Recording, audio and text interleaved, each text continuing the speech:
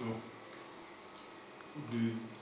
les deux grandes communautés, la communauté congolaise ou la diaspora congolaise et la diaspora brésilienne, a apporté quelque chose ici en Belgique, comme a dit l'apôtre Van der Poot.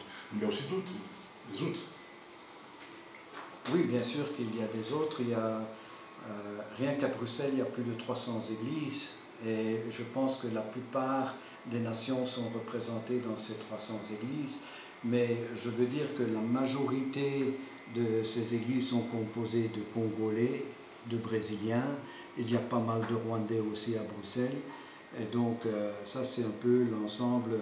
Mais sinon, je dirais qu'il y a beaucoup d'églises de nations différentes du monde qui sont à Bruxelles. Et les Romains, les Hispanos? Oui, justement, oui, bien sûr. Il y a les églises ex-pays de l'Est qui sont représentées. Il y a des Arméniens dans notre réseau d'églises. Il y a les Roumains dans notre église qui sont aussi très nombreux. L'église dans laquelle nous sommes maintenant, où se trouvent nos bureaux, c'est une église roumaine qui a à peu près 1500 membres, donc c'est une église importante qui a déjà fait 4 autres implantations à Bruxelles et 3 autres dans les Flandres. Donc oui, la communauté roumaine est importante en Belgique et ce sont des chrétiens qui viennent avec leurs pelles et leurs pioches pour venir travailler dans le bâtiment, mais ils viennent aussi avec leur foi et leurs prières et ça nous aide. Pour les Congolais, c'est plutôt la difficulté qui se passe dans leur pays qui les pousse à venir chercher un peu de travail, un peu d'argent. Et c'est compliqué pour eux, mais ils viennent aussi avec leur spiritualité chrétienne, judéo-chrétienne, et c'est un plus pour notre pays également. Donc la crise du Congo a aussi contribué spirituellement. Beaucoup des pasteurs, des absolument, indiscutablement. Arrivé à apporter un apport spirituel ici. Oui, tout à fait, indiscutablement. Dieu est souverain. Oui, non seulement il est souverain, mais il est bon dans ce qu'il fait, il ne se trompe pas. Le problème, c'est que chaque Congolais chrétien dans ce pays devrait réaliser qu'il est d'abord et avant tout un missionnaire, qu'il a été appelé à venir exercer un apostolat ici dans le pays et qu'il doit également se préoccuper non pas de sa propre identité, mais surtout de comprendre qu'il est envoyé ici avec l'agenda du Seigneur, poussé par l'Esprit de Dieu, afin de gagner les Belges au Seigneur. Et par rapport à la genèse des églises évangéliques ici en Belgique, pour nous qui venons d'arriver, ou pour une personne qui vient d'arriver aujourd'hui, il pensera qu'ici en Belgique, les gens n'ont jamais prié. Ça a commencé comment? Mais ça a commencé par des missionnaires qui sont venus de Suède et d'Angleterre. Il y a eu un mouvement pentecôtiste qui s'est installé avec un missionnaire du nom de Scott, qui a fait un excellent travail dans le borinage et qui s'est étendu jusqu'à Bruxelles. On retrouve encore d'ailleurs de ces églises existantes aujourd'hui. Une de nos plus vieilles églises à Bruxelles, c'est celle de la rue du Moniteur, qui est une église centenaire. Donc il y a eu depuis les années 1900 un travail qui s'est opéré, une croissance à cette époque-là assez extraordinaire, mais on ne pouvait pas appeler cela un réveil parce que le catholicisme dans ce pays est très puissant et surtout à cette époque-là était très actif. Donc il y avait jusqu'à 98% de la population qui se disait catholique. Aujourd'hui les choses ont un peu changé, mais à cette époque-là, c'était très difficile d'être un chrétien évangélique dans ce pays. Beaucoup de pasteurs, beaucoup de frères nous demandent c'est quoi Annette. Et Dieu vous a béni aujourd'hui, vous coordonnez Annette.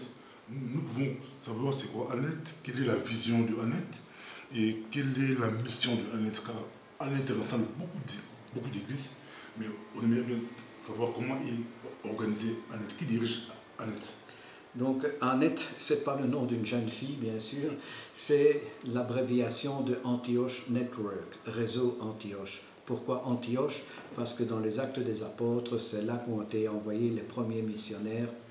Et nous avons repris cette terminologie parce qu'elle correspondait à notre vision. Et cette vision m'a été donnée en 1980 à l'école biblique Université des Nations à Lausanne. C'est là que j'ai rencontré un couple, Rick et Patty Riding, qui avaient exactement la même vision que j'avais reçue du Seigneur en Afrique. Rick qui travaille en Israël? Oui, Rick qui travaille à Jérusalem pour l'instant. C'était nos collaborateurs pendant plus de 10 ans. L'appel pour la Terre Sainte a été violente et donc nous l'avons aidé à pouvoir s'installer à Jérusalem. Mais sa vision et la mienne se sont coordonnées dans une nouvelle forme de gouvernement. Ce n'est plus une pyramide qui doit gouverner l'Église, un homme qui est à la tête, un peu comme dans le style de l'Église catholique. Dans notre milieu, Antioche, il n'y a pas de pape, il y a une équipe de ministères, comme dans Éphésiens 4. Dieu a donné 12 ministères à l'Église, d'apôtres, de prophètes, de pasteurs, d'évangélistes et de docteurs de la parole. Nous croyons que Dieu restaure ces ministères dans l'Église, que celle-ci doit se coordonner autour de ces ministères et que le gouvernement de cette Église par ces ministères peut alors avancer dans le royaume. Merci beaucoup, pasteur. On va revenir sur Annette. Vous avez touché un point très important sur le leadership. Donc, Annette ne prône pas le leadership pyramidal. Vous, c'est leadership collégial. Oui. Mais il y a aussi beaucoup d'églises ici en Europe ou en Belgique où le leadership collégial n'a pas marché.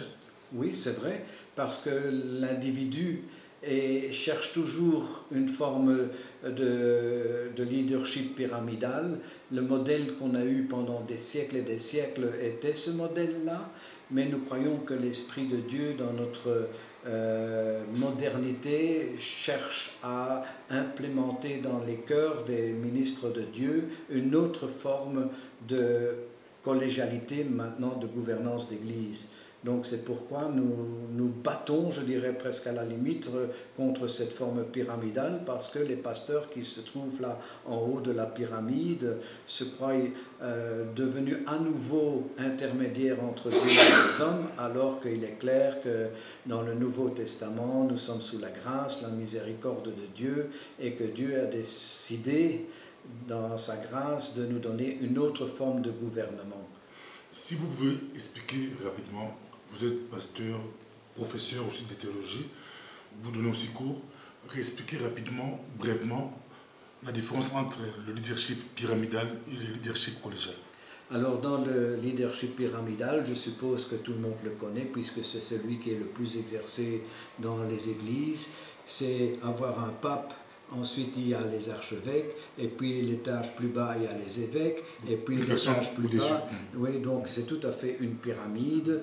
Et cette pyramide, ce sont les hommes qui sont les intermédiaires entre les gens, les chrétiens et le Seigneur. Et nous ne voyons pas cela dans l'Écriture. Nous croyons que tous sont maintenant sacrificateurs, que tous sont loin par Dieu pour pouvoir se présenter devant lui avec ses requêtes et ses prières. Et donc ça forme une autre fonction dans le corps de Christ.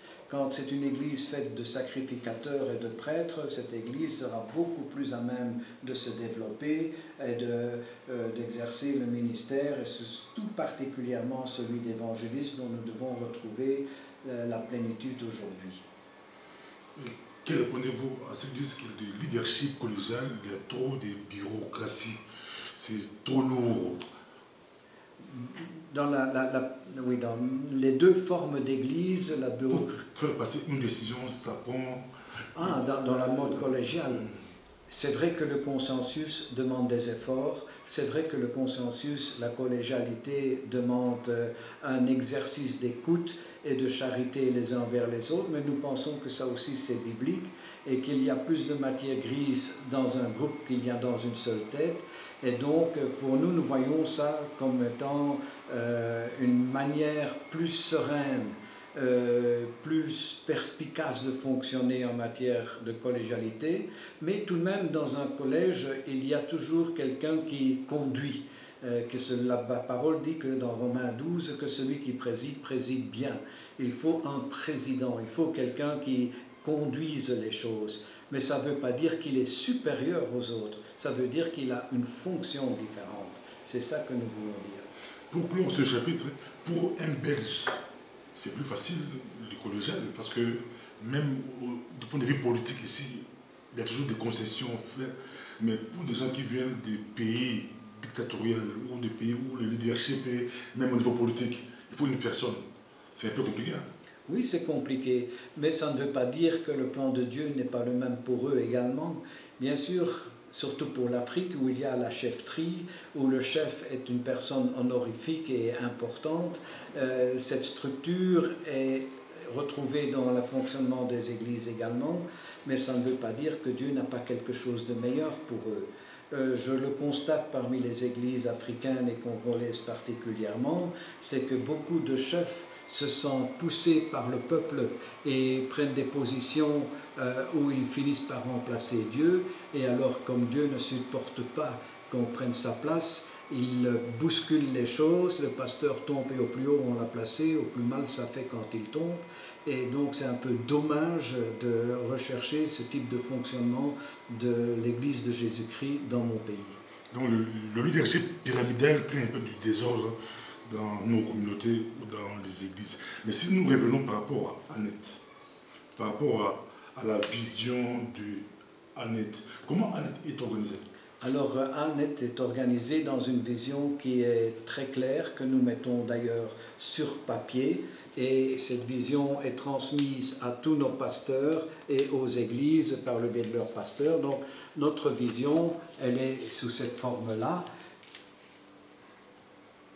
Donc, le développement des églises, des villes plus grandes. Non, ça c'est notre mission. Ah, c'est bon.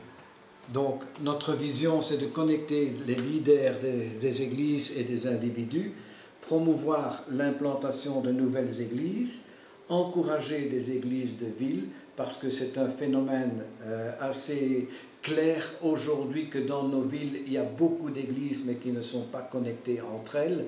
Or, dans le Nouveau Testament, et surtout dans les Actes des Apôtres, nous voyons, et surtout dans l'Apocalypse aussi, nous voyons que l'apôtre, par l'Esprit de Dieu, s'adresse aux églises de ville, l'église de Corinthe, l'église d'Éphèse, l'église des Galates, etc.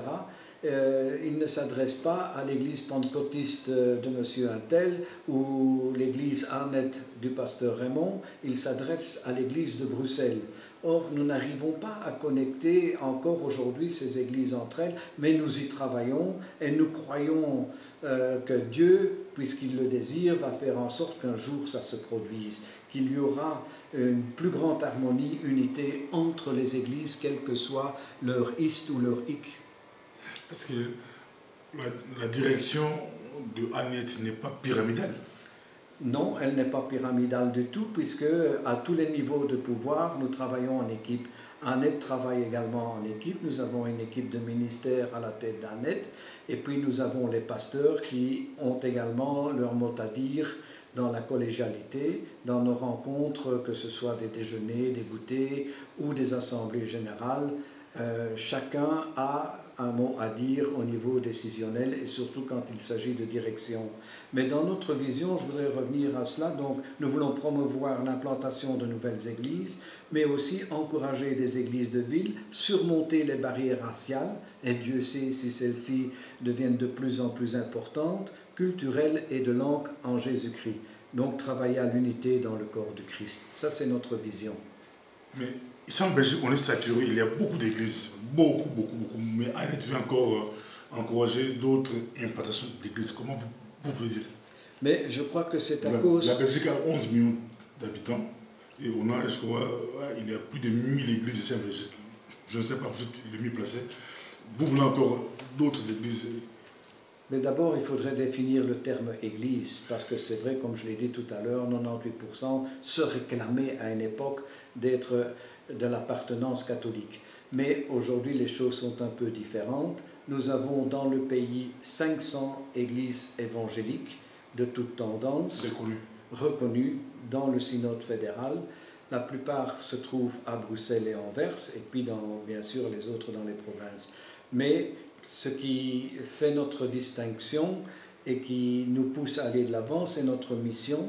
Pour nous, nous voulons développer